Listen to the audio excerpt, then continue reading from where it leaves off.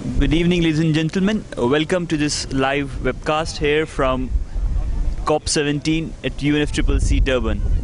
Today we have with us Mr. Han Seung Soo, who is an economist by training and is the former Prime Minister of South Korea. Currently, he is the chairman of Green Growth Institute at Seoul. Welcome, sir. Well, thank you. Sir, you mentioned that you have initiated the Green Growth movement in South Korea. Can you tell us a bit about it? Well, during the last 40 years, Korea has developed very fast, and based on the quantity-oriented growth model, this growth model enhances economic growth, but at the same time degrades environment. Trade-off relationship between growth and environmental sustainability is always there.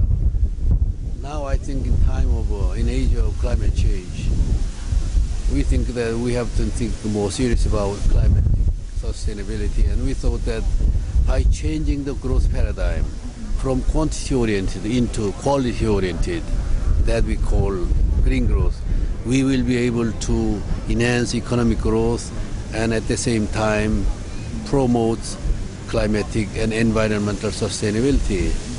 This is the idea, but in early 2009, we have put this idea into policy action by adopting Green New Deal policy. And we have been implementing this policy for the last 3 years, and we have accumulated the vast amount of experience. And my institute, Global Green Growth Institute, is in the process of trying to share some of this knowledge with the emerging or developing economies. That's very interesting. Sir, very recently South Korea has itself announced that it's going to establish an ETS. Would you be able to share some information on that? Yeah, the emissions trading system of South Korea. Well, our National Assembly passed a low carbon green growth framework law on low carbon green growth. Based on that, the government announced that we will reduce the emission by 30% BAU by 2020. At the same time, that provided the framework for emission trading system, but it has not yet started. We are in the process of preparing for it. But again, this emission trading system, CDM, joint implementation will all dependent on the success of the Kyoto Protocol, or rather Durban 17, COP17, because if you don't have Kyoto mechanism in operation, then many countries will be very reluctant to go on for this system. And that is why Durban 17 is very important for the future of climate change. Okay.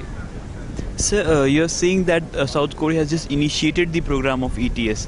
Have any stock exchanges been selected where the trading can take place maybe in the future? Well, again, I said that we are not very much advanced on this issue. The government is in the process of preparing for it.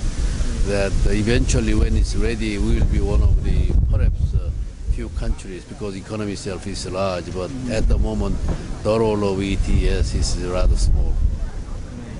Okay, sir, the Green Growth Institute, is it just restricted to South Korea, or does it operate in other countries as well? Well, Global Green Growth Institute is headquartered in Seoul, but it's international because board members, we have 19 board members, of which 3 are Korean only, but the rest of them are foreign or rather international. For example, Mongteg Alualia, the vice chairman of Planning Commission of India, is on the board, and here Minister Trevor Manuel is on the board. I am the chair, but vice chair is Lord Nicholas Stern Review fame. So the board is composed of internationally well-known politicians or ministers or environmentalists. And at the moment, we are sharing knowledge through this institute with Brazil, Indonesia, and Ethiopia, Cambodia, Kazakhstan, UAE, and no doubt we will expand it. And also donors foreign governments. Korean government also donated some, but Denmark, Germany, Japan, Australia, UAE, these are the donor countries to support our activities abroad. Okay, sir. So, are there plans of Korea helping other developing countries, as you mentioned, such as India and all, in developing their ETS programs? Have any talks happened on those levels?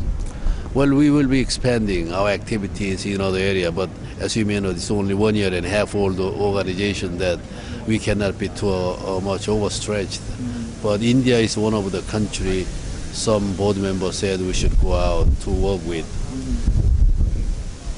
So, sir, in this present COP17, what are the expectations which you have from this COP? What do you want this COP to achieve for you? I've been coming to the COP since COP13, Bali and Poznan, Copenhagen and Cancun last year. I am an optimist, but on this occasion I don't feel like one, because next year is the last year of the first commitment period of Kyoto Protocol, and yet we haven't yet found the modality to replace or succeed Kyoto Protocol. Even if government agreed that this year, usually ratification process takes 2-3 years, that by 2013 we may not be able to have anything. But what I am hoping is that ministers who are gathering here in Copenhagen from tomorrow, I hope we'll be able to have some agreement of some kind. I have some idea, but I cannot be here to explain.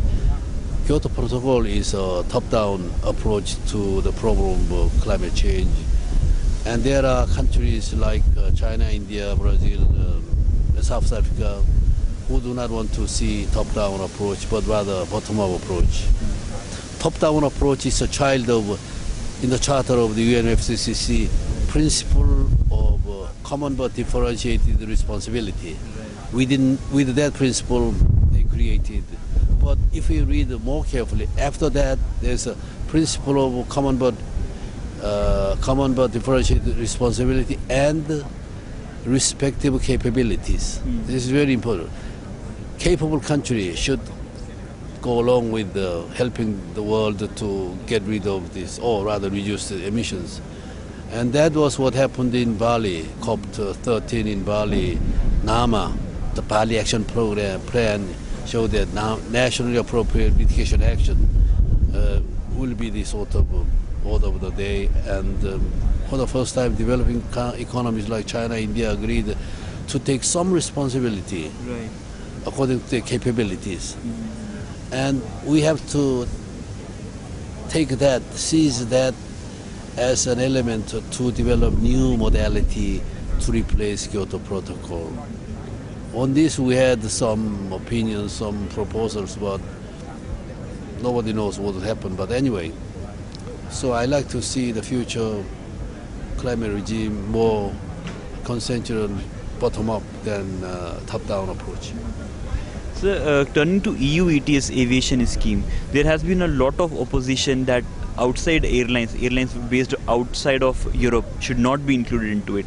What are your opinions on it, and what is the Global Green Growth Institute's opinions? Well, I mean, I'm not going to say my opinion, but EU has proposed it, and many countries are now saying that they are not for it for various reasons. And it's a very contentious issue. And I'm sure that in this meeting, no doubt this issue will be also discussed, and will be heated discussion will follow. So if the EU ETS is discussed over here and included into some of the documents, suppose the LCA document includes mention of aviation, what impact will it have on the EU ETS aviation scheme? Because this is the international scheme and that's a much more local scheme. Have to wait and see whether that will be included in the final document or not. So if it happens, what do you think? Will EU go ahead and still launch the EU ETS aviation? Well, a hypothetical question is difficult to answer. Yeah. Okay, sir. So, turning back to South Korea, what are the immediate next steps which you think the government will take in order to establish the ETS? What are the next steps for establishing the ETS in South Korea? Well, we are doing our share of trying to tackle the challenge of climate change in various ways, and the green growth paradigm is going beyond tackling the climate change, because climate change issues today are adaptation, mitigations, and finance. But by changing the growth paradigm from the base, you will be able to deal with problem more favorably. That is our approach at the Global Green Growth Institute, and we are trying to sell this idea to many countries, including your country. Thanks a lot, sir, for giving us this opportunity to interview. Thank you. Thank you very much for your help. Yeah.